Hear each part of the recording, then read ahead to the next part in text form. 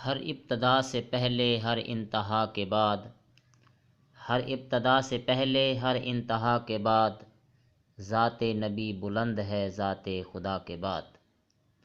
معزز ناظرین السلام علیکم، میں ہوں محمد حفیظ۔ آپ دیکھ رہے ہیں یوٹیوب چینل اردو اسپیشل، جس میں ہم آج اسلامی معلومات کے حوالے سے ویڈیو دیکھیں گے۔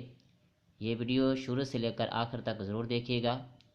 اس میں ایسے بہت سے سوالات آپ کو دیکھنے کو ملیں گے جو آپ نے پہلے کبھی نہیں پڑھے ہوں گے۔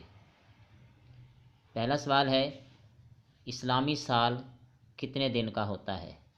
جواب 354 دن 8 گھنٹے۔ سوال نمبر 2، حضرت علی کو کس نے شہید کیا؟ جواب عبد الرحمن، جو ابن بلجم کے نام سے مشہور تھا۔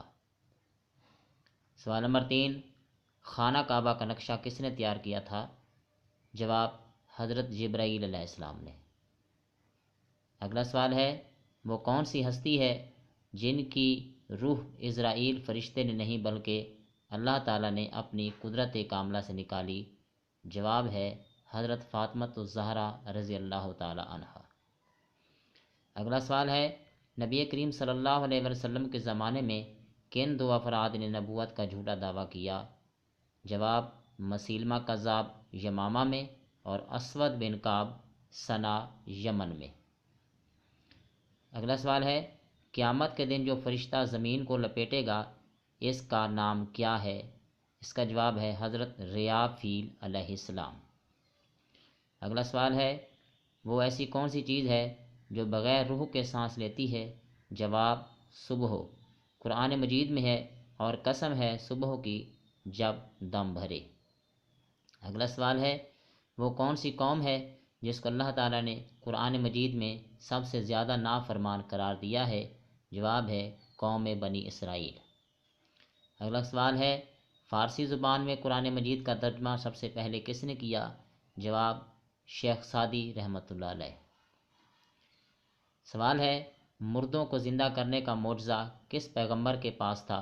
جواب حضرت عیسیٰ علیہ السلام۔ سوال ہے، واقعہ معراج کے وقت حضور صلی اللہ علیہ وآلہ وسلم کی عمر مبارک کتنی تھی؟ جواب ہے 51 سال، کئی روایات میں 52 سال بھی ہے۔